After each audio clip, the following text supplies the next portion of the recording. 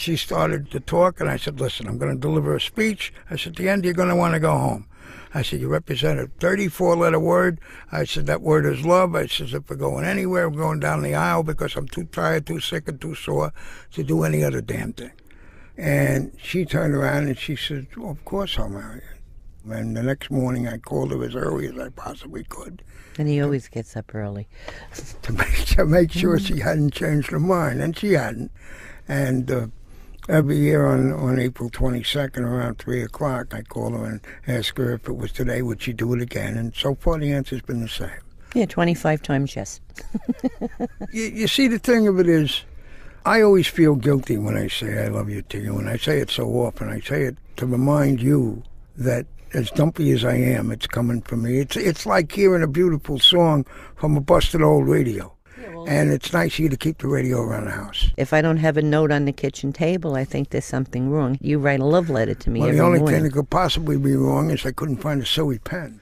To my princess, the weather out today is extremely rainy. I'll call you at 11:20 in the morning. It's a romantic weather and report. I love you, I love you, I love you.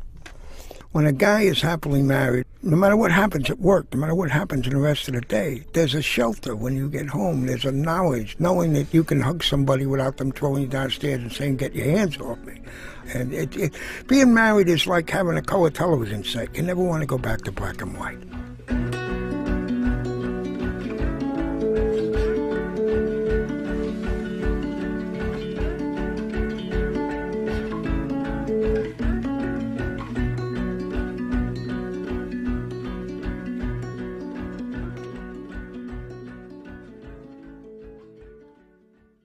The illness is not hard on me.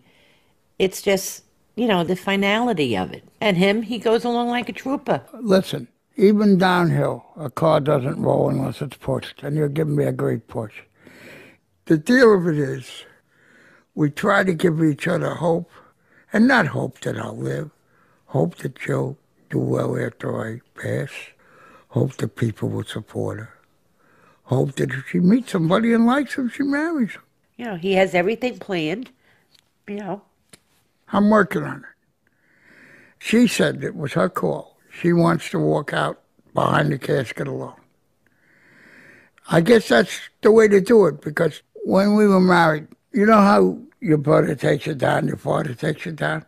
She said, well, I don't know which of my brothers to walk in with. I don't want to offend anybody. I said, I got a solution. I said, you walk in with me, you walk out with me. And the other day, I said, who's going to walk down the aisle with you behind the casket? To support her. And she said, nobody. I walked in with you alone. I'm walking out with you alone. Mm-hmm.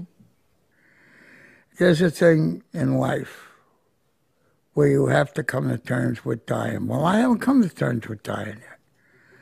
I want to come to terms with being sure that you understand that my love for you up to this point was as much as it could be, and it'll be as much as it could be for eternity. I always said the only thing I have to give you is a poor gift, and it's myself. And I always gave it. And if there's a way to come back and give it, I'll do that too. You have the Valentine's Day letter there? Yeah. My dearest wife, this is a very special day.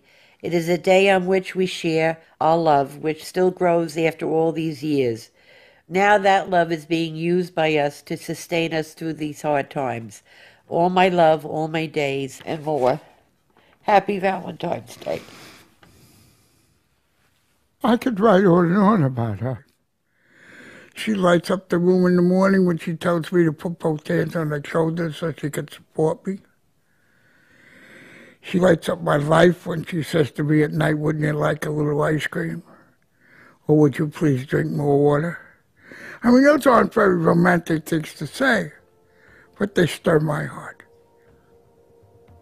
In my mind, in my heart, there has never been, there is not now, and never will be another Annie.